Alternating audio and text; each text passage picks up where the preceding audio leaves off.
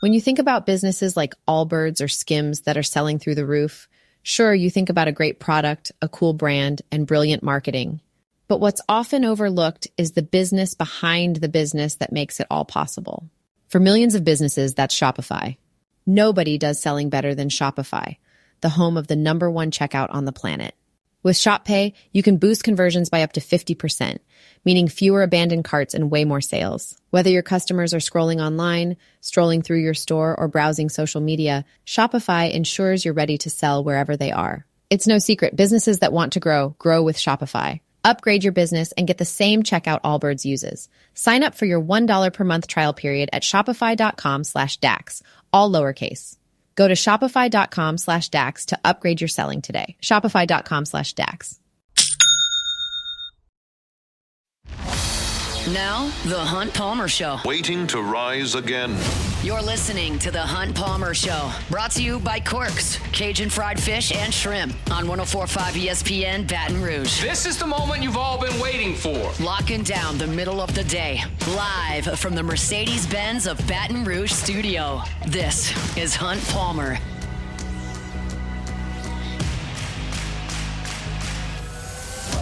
Hour two. Final hour of the week, Hunt Palmer Show, brought to you by Cork's Cajun Fried Fish and Shrimp. LSU in Texas tonight from Austin. I want to kind of dive into this pitching staff that the Texas Longhorns will trot out. It is not a pitching staff loaded with talent. I think that will happen with Jim Schlossnagle at the helm. He'll eventually get his guys in there. But they have pitched well enough this year to win a lot of games, and certainly pitched well enough in a hitter-friendly ballpark in Starkville last weekend to sweep that series. Now, a lot of people have suggested that Texas caught a bit of a break last week in Starkville because weather washed out Saturday, so they played 2 7-inning games on Sunday. That cuts 4 innings off of your bullpen's workload, and that probably benefited Texas, who doesn't have as much talent in the back end of the bullpen as they probably will moving forward. But they've done a good job. Max Wiener's a good pitching coach, and I want to talk about the guys that LSU is going to see tonight and tomorrow.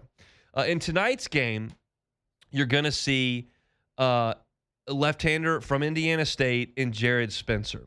Luis Hernandez will know him well. Spencer spent some time in the bullpen at Indiana State last year. He's got pretty big arm. He's 6'3". He's 210 pounds. He's got a flowing red hair. And you're going to see him 92 to 97 with the fastball tonight. But it's not a fastball that's got a lot of carry and ride to it. It doesn't have that Ty Floyd high spin rate deal. It actually kind of sinks a little bit. And for that reason, it doesn't play the 95, 96 that it might if it had a tighter spin rate and carried through the zone a little bit better. And so he got hit a little bit against Mississippi State last week in his first real step up in competition.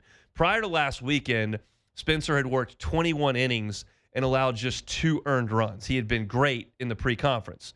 Mississippi State hung 5 earned runs on him on 8 hits in 5 2/3 innings.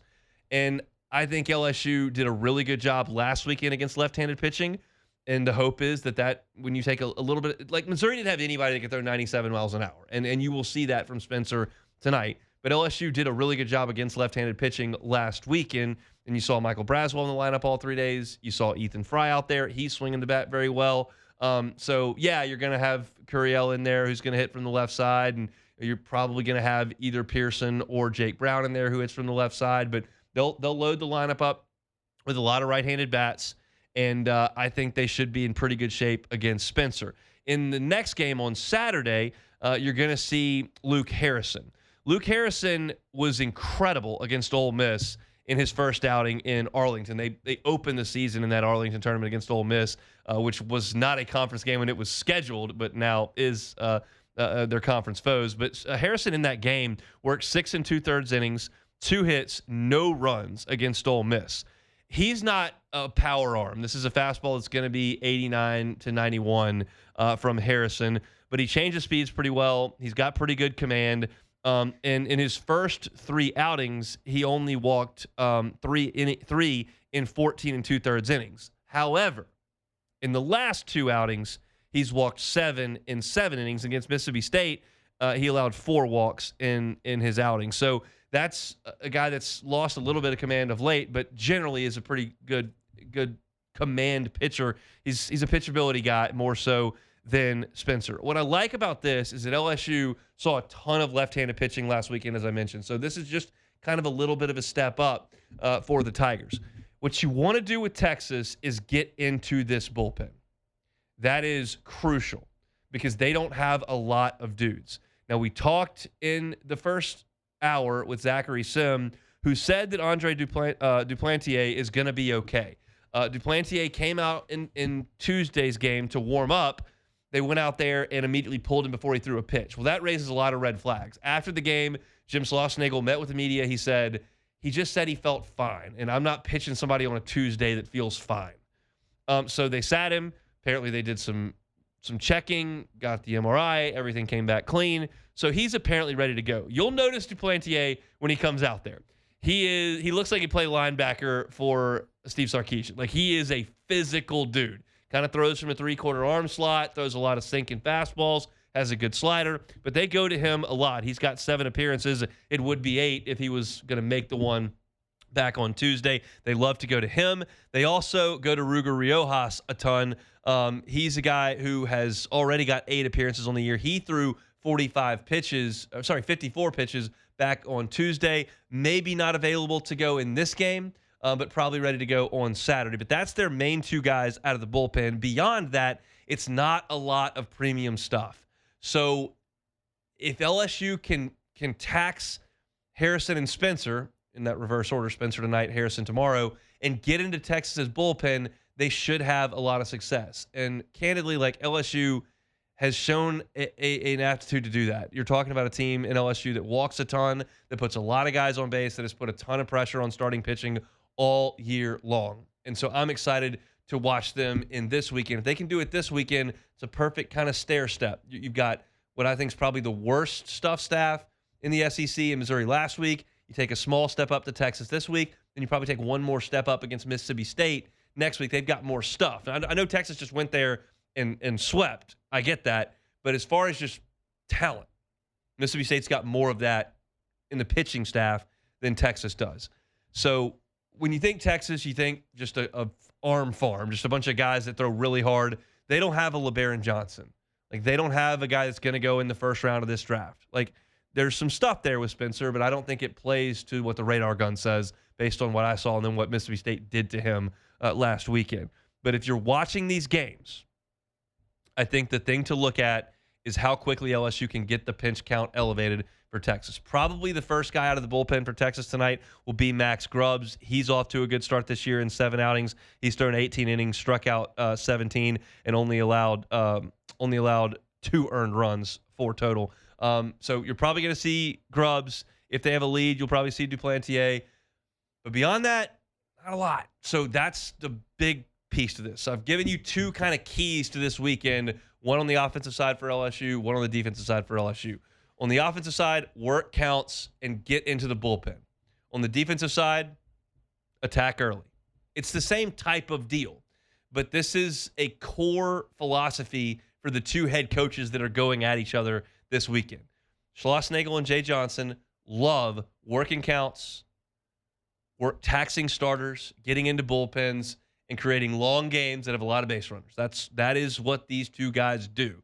And so whoever does that the best, which Jay Johnson would call it strike zone control. That's the buzzword that he uses. That the game's played, with balls and strikes. You got to control that. It's like the line of scrimmage is what he says. That is a big piece to this weekend. I think these 2 teams are pretty evenly matched when you consider the fact that this game is in Austin. If it was at the box, I would really like LSU. In Austin, I tend to think it's a little bit closer to 50-50. If LSU can go out there and get a couple games this weekend, man, will you put yourself in great position. Great position if you can do that. The sweep was big last week to put the math in your favor early on. We all know that did not happen last year. So you've done that part. You can really swing things in your favor if you can go get a couple. If you can make this out of this first segment at 5-1, you have put yourself in a phenomenal position to come back home and play a weekend. If you go over there and lose 2 out of 3 or get swept, all of a sudden there's going to be a lot of questions about a team that took on its first real challenge of the season and didn't pass it. So I'm not here to speak negatively. I'm just talking about setting expectations for the weekend. Texas is pretty good. It's going to be an incredible environment. We talked to Zachary Sim in the last hour, and he said that they thought they might set some regular season records as far as attendance goes this week. It's going to be an incredible atmosphere for baseball. LSU's got to rise to the challenge. I think they've got a group that's very, very capable of doing that. But it's no question a step up from Missouri this week to Texas. So I'm very, very excited to get there on the couch and to take these 3 games. And they'll start tonight at 7 o'clock. They are on the SEC network tonight, so you won't have to stream that. You can go ahead and watch it on cable if you'd like. It'll be LSU in Texas, 7 o'clock tonight from Dish Falk over in Austin. Off to a good start here in hour number 1. Hour number 2, I should say. There's Jordan going. It's hour 2. He don't want to work another hour. It's hour number 2. When we come back, I want to talk a little bit about perception of the Saints from the outside and perception of the Saints from the inside. And I think that it's very clearly illustrated by some odds that were released earlier this week. So we'll do that when we come back on the Hunt Palmer Show. The Hunt Palmer Show. You're listening to The Hunt Palmer Show with former Texas A&M Yell leader, Hunt Palmer. Giga Maggies.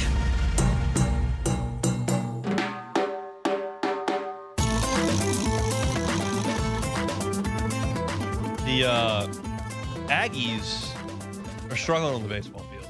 They lost again last night. They're 0-4 in league play, and they can't hit.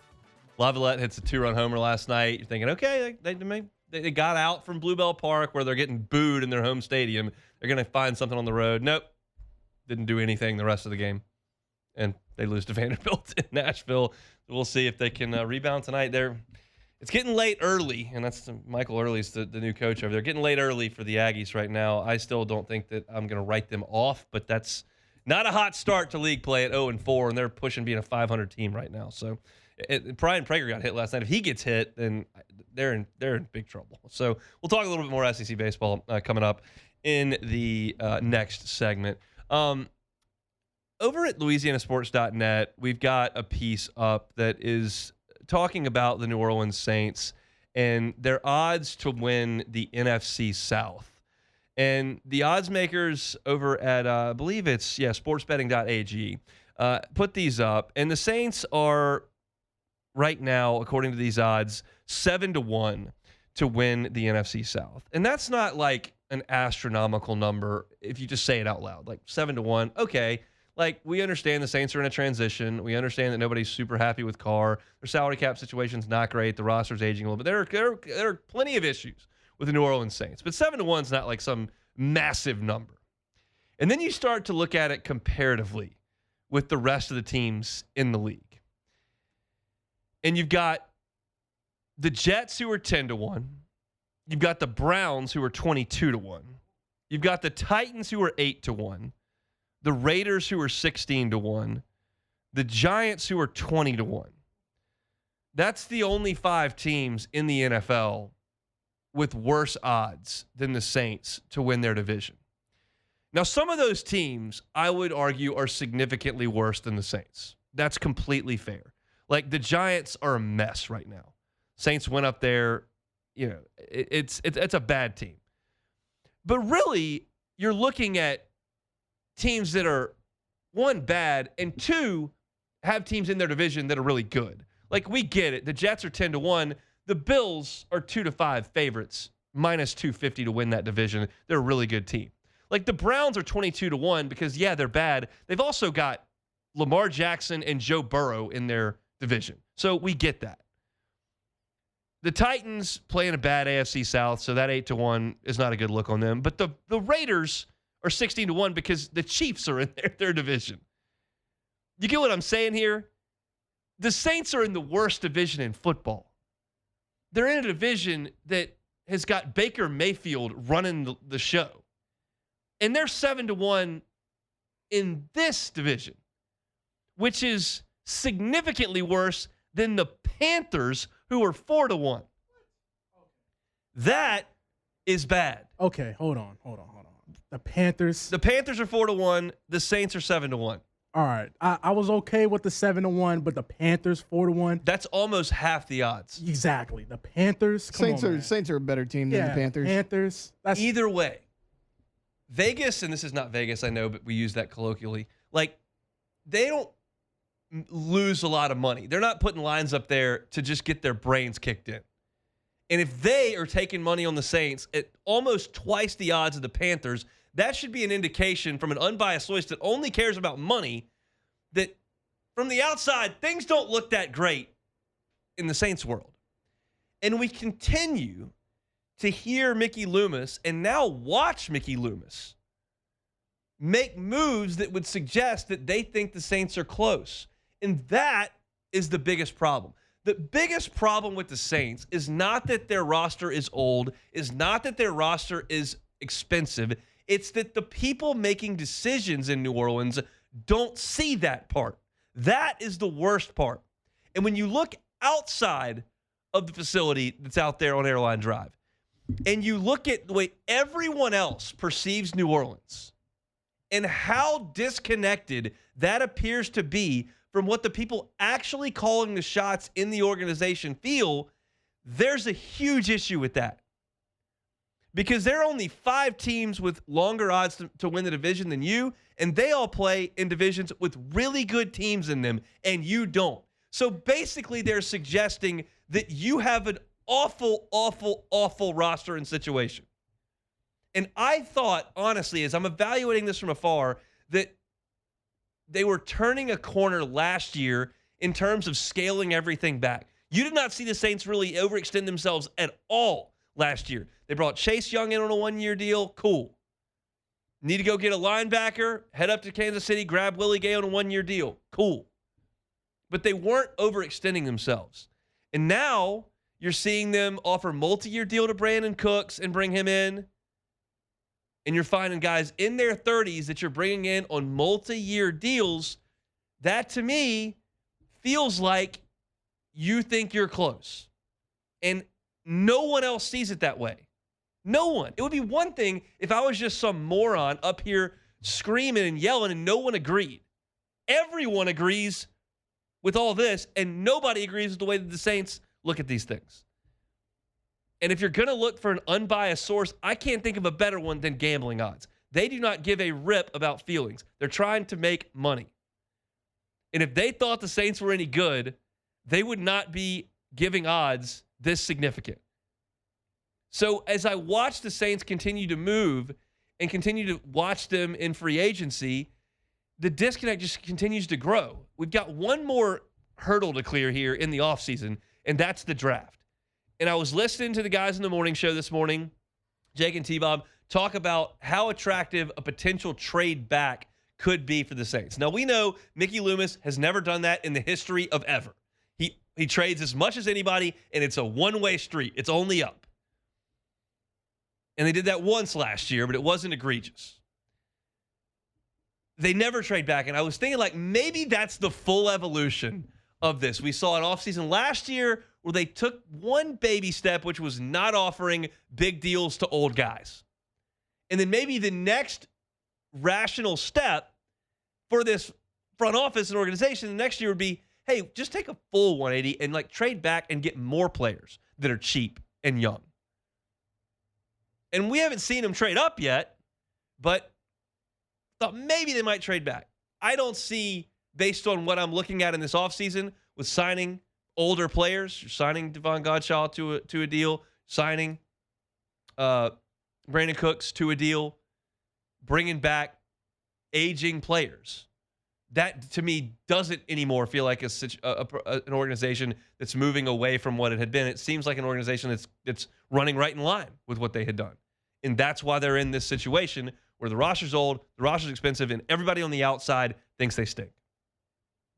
And for them to have significantly worse odds than the Carolina Panthers to win the division should be crystallizing. And I guess the worst thing that could have happened for the Saints last year was to have all those injuries, because it feels like now they're really starting to lean on that. And you heard it from Mickey Loomis in the press conference, so it's not shocking. But he talks about those injuries multiple times. And so basically he's not saying, yeah, we're old, we're expensive and not very good. He's saying, actually, we are really good, but we got hurt. So we can keep everybody healthy, which no one does, and then add some more old guys who are kind of expensive, then we'll really have it. They could make those odds 30-1 at this point. But the jarring thing looking at these stats is that you're in a division that's got some real mediocre organizations, and they feel like you're still that long a shot. It's a sobering thought. Jordan, you're listening to me here. You got black and gold running through your veins over there. Bleed it. 7-1, Panthers. I mean, look, man. Mickey Loomis. What do we think?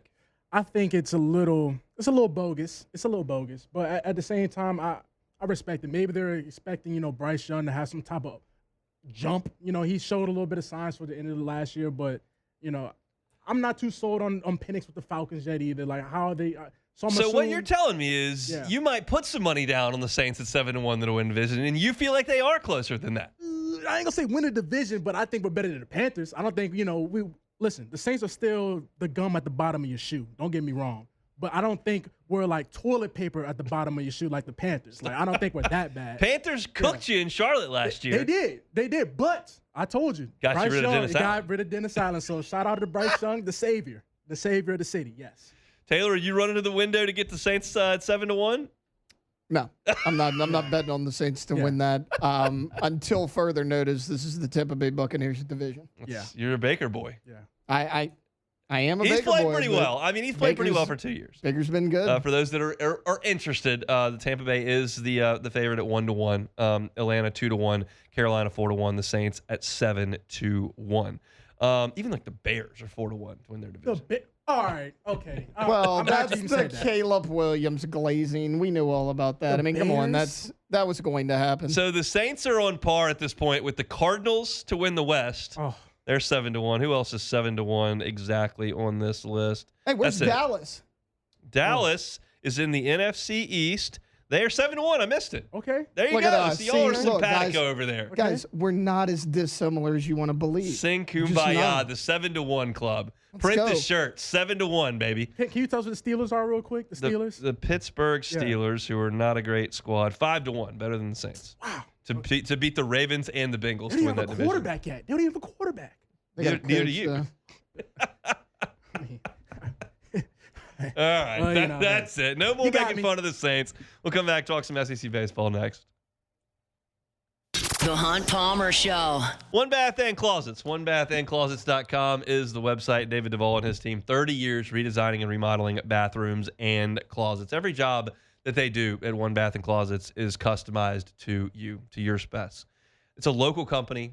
They're licensed, bonded, and insured. If you've got a significant issue in the bathroom, whether it's on the plumbing side of things with what needs to be a remodel because you've got an older home or something's just failing, don't just call the handyman down the street. That's a significant risk. There's a master plumber available right there at One Bath and Closets. He does all the work for David Duvall and his team there, and you can use a local company to make that happen. It's David Duvall and One Bath and Closets. Go to the website, onebathandclosets.com. You can find some reviews from satisfied customers. You can find pictures of their fantastic work, and you can do the most important thing, which is get a free consultation. It doesn't cost you anything to sit down with David and see what he can do for you. He's got a ton of experience, 3 decades worth in the industry, and he can revitalize your home in the bathroom or in the closet. It's One Bath and Closets. Check them out online at onebathandclosets.com, onebathandclosets.com. Hunt Palmer, lover of LSU, Shreveport, and mayonnaise on hot dogs. The Hunt Palmer Show.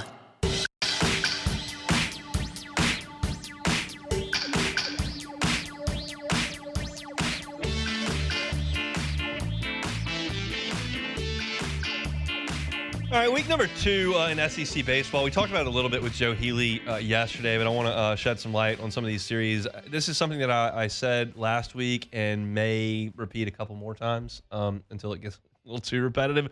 But, I think that conference realignment has had some disadvantages. Like, the travel for Stanford and Cal is absurd, and losing some rivalries is tough on people. I know a lot of folks miss the fact that LSU and Auburn are not going to play football this past year or this coming year. There are some things that it has done that have been detrimental to collegiate athletics. However, one of those things is not SEC baseball play, because every single weekend I can go up and down the scoreboard and find 4 or 5 high level series. And that's going to be the case this weekend and for the next 9. You've got LSU and Texas probably headlining everything, but Georgia and Florida are both in the top 15. Tennessee and Alabama are both in the top 15. You've got some intrigue with teams that got swept last week, like Mississippi State, who's now going on the road to face a first-round pick tonight in Kyson Witherspoon in Norman. Like, they could be really behind the 8 ball here. Texas A&M is in Nashville. Like, they're 0-4. Like, that's got a lot of intrigue because both of those two teams lost weekends last weekend. So, like, there's just – you've got incredible drama every single week, and that is just – I love it. I don't know if it's for everybody, but I absolutely love it. So I want to talk briefly about the weekend. I talked about Tennessee and Alabama a little earlier today, but Alabama wins that series, wins that opener last night. They got to Tennessee's Friday night guy, which no one has been able to do. Liam Doyle has been dominant all season, and he looked good early, and then Alabama got to him because he started walking guys. Walked a couple guys, and you walked a couple guys in front of the wrong dude, and Justin LeBron comes up and rips a double into the gap to score 3 runs. It was a pitch that was up.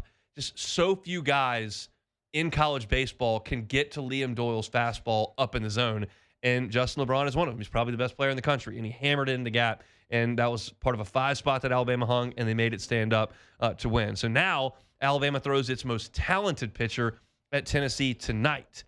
And the Vols have lost 2 in a row after starting 20-0. So that's really interesting. If Alabama can win a game tonight or tomorrow, you're going to have to really start taking them seriously, because they started the season at College Station and then had Tennessee come in. That's 2 teams that have been number 1 in the country at points this year. And if they start 5-1 or better, like, that's a huge deal for Rob Vaughn and that Alabama team. So game number 2 of that series coming up this evening. I'm really interested to watch Georgia and Florida this weekend. Florida went to Knoxville and got swept, even though they didn't play that poorly last weekend.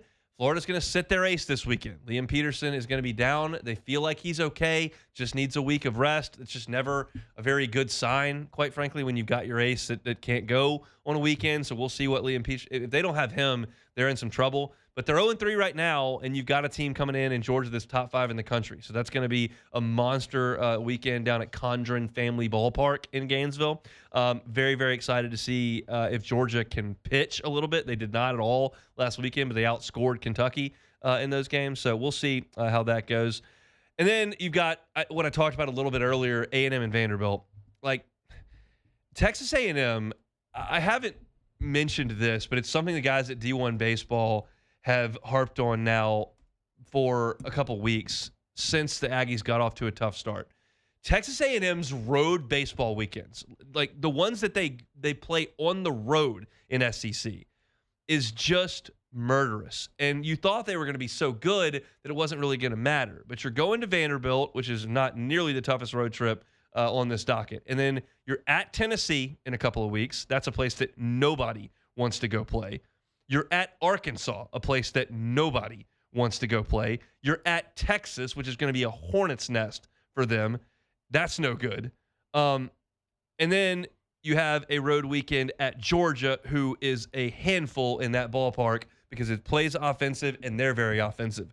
So, I mean, you don't go to the box, which is good, but you do have to go to Arkansas and Tennessee and Texas and Georgia. Like, that's so brutal. That is 12 SEC games. Like, how many of those do you think A&M's going to win? They play like this, like 2. But it is, as I said in the last hour, like, it is getting late early for the Ags. And I'm still I'm confident there's not a single Texas A&M fan that I can convince of this. But like, we have watched this the last 2 seasons. LSU started 3-12 last year, was a threat to make Omaha. Ole Miss the year before that, or 2 years before that, was a disaster, won the national championship. 2 years ago, Tennessee in 2023, they were coming off the year where they were the best team ever, and they lost in the Super. But it was the team that came to Baton Rouge, and they lost 2 out of 3 in Baton Rouge, but they had been swept by Missouri before that. And so I think they made the turn at like 5-10. They were in Omaha. LSU played them twice. So you can turn things around in this sport. It's the thing I love about this sport so much is that you don't have to be awesome the entirety of the season. There was a time in college football where you had to be awesome the entirety of the season. That's not the case in college baseball. But Texas A&M better get it in gear, like if they're going to figure it out, because you're 0-4, you're in Nashville right now, and waiting on the other side is Kentucky coming to Bluebell, and then you're going to Knoxville. And I would be stunned if Texas A&M won 2 games in Knoxville. Stunned. And you're already 0-4. So you have to find somehow, some way to get to 13 SEC wins, potentially 14, the way that they played in the non-conference. We talk about it all the time. Like, the math doesn't look great. It just doesn't. The math ain't mathin', as the kids say. And so I'm very, very fascinated to see if they can respond in the game tonight. Ole Miss, I said previous to last weekend when they played Arkansas, kind of needs to win 4 of their first 6. They're 1-2, but they're going to Missouri. I'll keep an eye on Missouri because I'll be honest, I watched Missouri play every pitch over the weekend in Baton Rouge. They played better than I thought they would. I'm hoping that's a positive for Missouri and not an indictment on LSU, but that remains. We'll learn a little bit more about LSU as they go to Austin. We'll learn a little bit more about Missouri now as they play Ole Miss. Now, I've got a big sample size of 4 pre-conference weeks to say that Missouri's bad. They didn't look terrible last weekend. Hopefully, they're turning a little bit of a corner. I'll feel a little bit better about myself if they can beat Ole Miss 2 times this weekend. We'll see if that happens. They get somebody every year. They got Florida last year. They got Tennessee in a sweep the year before that. Like, somebody goes up there and has a bad time. And a lot of times it's early in the conference slate because it's chilly. It's not going to be chilly this weekend up in Columbia, but you go up there, if you're from the Gulf Coast and it's 85 degrees every day now, you go up to Columbia and it's 51 and the wind's blowing, like, that's not a real comfortable weekend. That's not going to be the case this weekend, but we'll see if Ole Miss has got enough to handle it. And I've also got an eye on Oklahoma because LSU goes there in a couple of weeks, and I want to see how they play outside of Kyson Witherspoon. They did do enough last week to beat South Carolina 2 out of 3. They'll welcome in an 0-3 Mississippi State team. Chris Lemonis better get it in gear, man. I mean, they expect a lot for good reason in Starkville. And since they won that national championship, you missed the tournament 2 years. Got in last year as a 2 seed, didn't advance the Super Regional round. Right now they're looking at 0-3 with a road trip and a first-round pick staring at them tonight. Could be 0-4. That could be some trouble. So I'm going to keep an eye on the SEC every single weekend. I realize that this is not a segment that a lot of the shows are going to do, but that's the beauty. We got 10 hours here. We'll do a lot of different things across the course of 10 hours. I like to keep an eye on the SEC, so we'll continue to do that as we move forward. Tigers and Longhorns tonight, 7 o'clock from Dish Falk. Got a couple more thoughts on that weekend. We'll talk about that in the next segment, and we will play some Take It or Leave It and get on down the road. It's a Friday edition of the Hunt Palmer Show. The Hunt Palmer Show. Highland Insurance Group, HighlandIG.com is that website. I've told you a lot in the recent weeks about the captives and what that can mean for the future of insurance. It's a game changer for those businesses that have not explored it.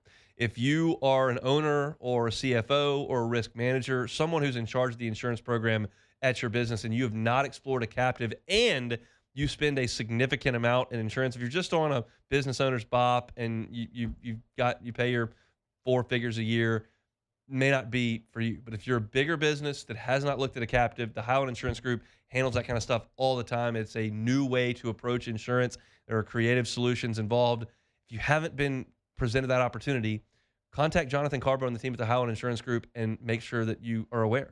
It's the Highland Insurance Group. They're online at HighlandIG.com. Anywhere in the state of Louisiana, they are happy to help you at the Highland Insurance Group, HighlandIG.com.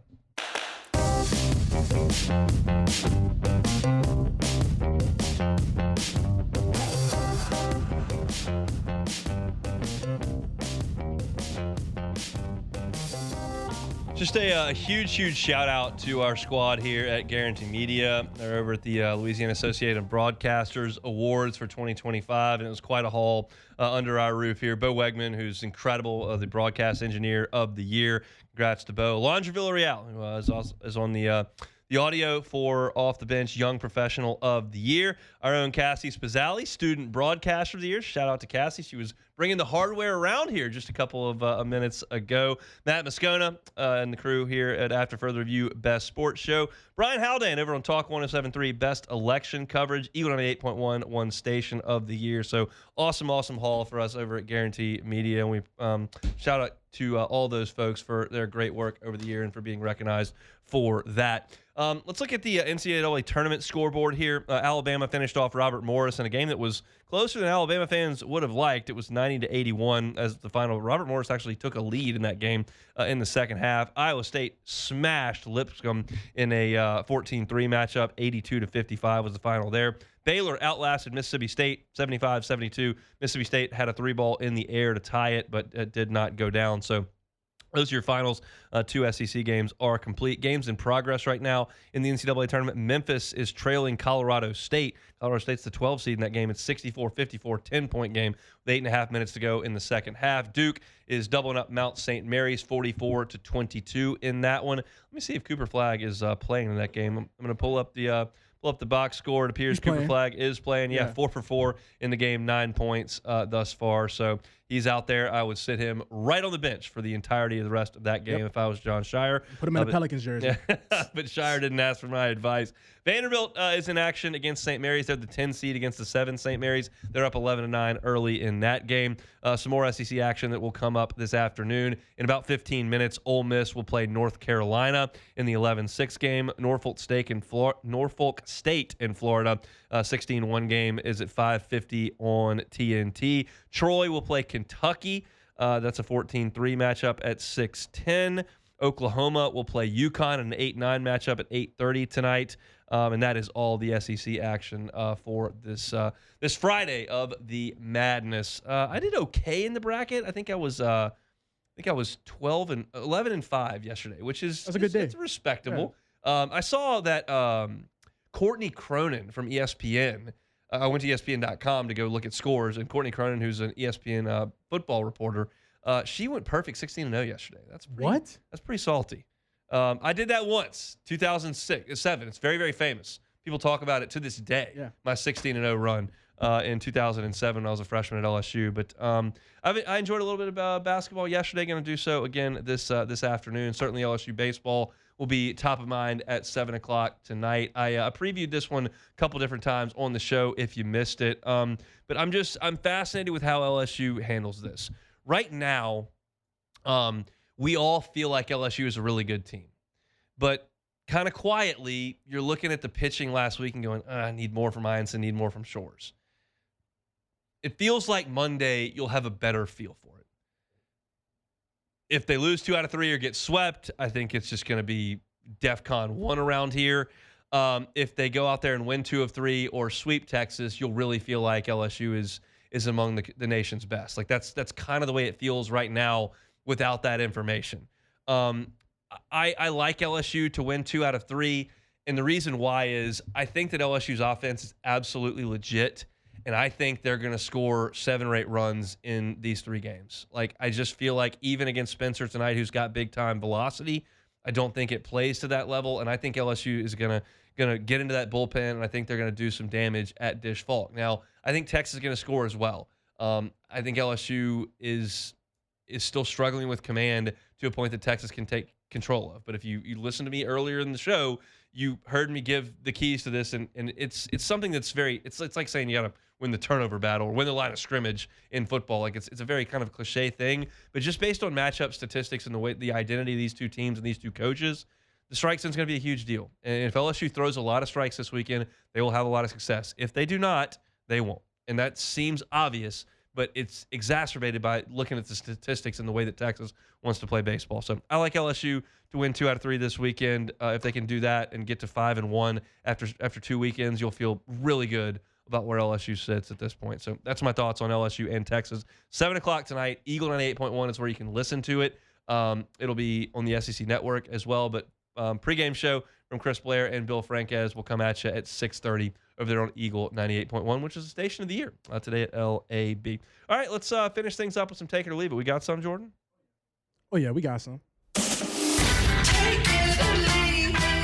Take believe it. Today's hottest stories in sports, news, and sometimes even Hunt's life. The question is, will he take them or leave them?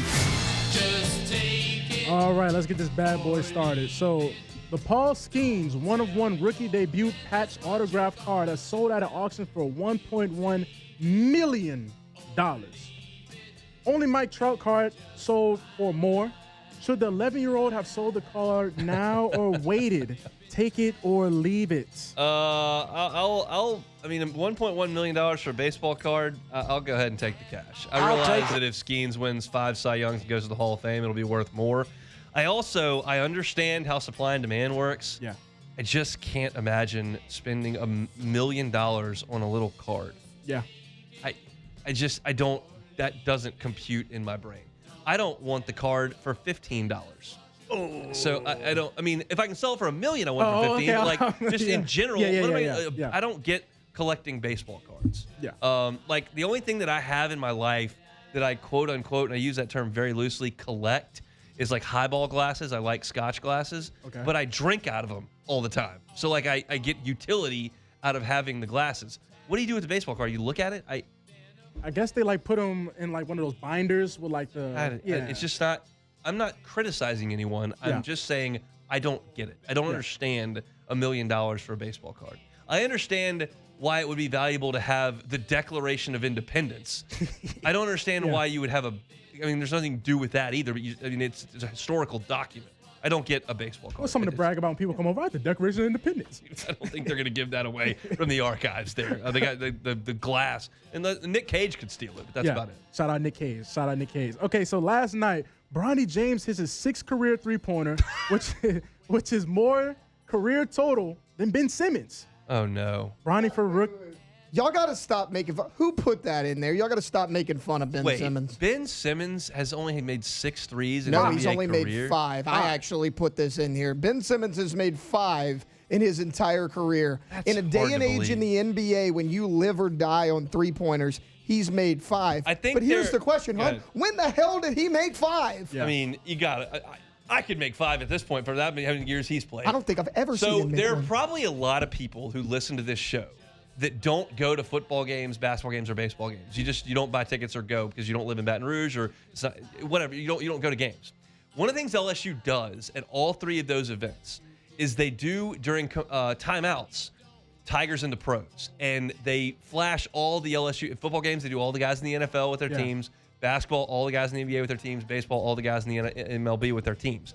And, Burrow gets a huge roar, and Tyrann Mathieu gets a huge roar, and then you go to the box, and Skeens and Cruz get huge roars, and so does Bregman. You go to basketball, and you see Cam Thomas or Trendon Watford, whoever, they get a big roar. Every single basketball game, they put Ben Simmons up there, and he gets loudly booed by the entire PMAC. I have never seen anything like that. Yep.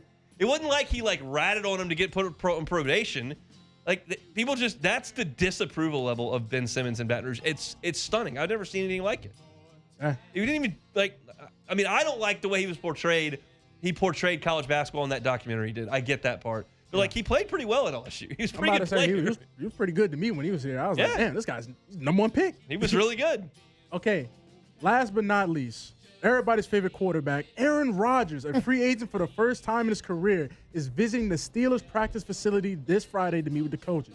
Will Rodgers be a Steeler after? Take it or leave it. I'll take it. I think they're going to take him. I think they're going to get him. I think that Mike Tomlin thinks that they've got a strong enough culture to insert him into it. Yeah. No McAfee show though? I don't know. I realize they pay him a lot of money to do that, but at a certain point, it's not necessary for Rodgers to do it. I realize that I'm not the guy that's turning down whatever cash that they're giving him, but how badly does Aaron Rodgers want to try to win a championship? It's a bad division to go play in if you want to do that, but it's decent roster. I mean, your options are pretty limited, so I think they will sign him. We'll see. We shall see. That's it for Take It or Leave It here on this Friday. Our Friday show is brought to you by Cork's Cajun Fried Fish and Shrimp. Get on by and get a po' boy. Fantastic po' boys over there at Cork's. Jumbo, Gulf, shrimp, crispy fried catfish, awesome on that po' boy bread. You can drive through or eat in at their newly renovated dining room there on Government between Foster and Jefferson. Go see our friends at Corks today. Check out the menu, corksfishandshrimp.com. That's it for us here on this Friday. If you missed any of the show, catch it on demand wherever you find your sound. Just search Hunt Palmer Show. Matt's about to drive you home on After Further Review. We're back Monday, same time, same place on the Hunt Palmer Show. The Hunt Palmer Show.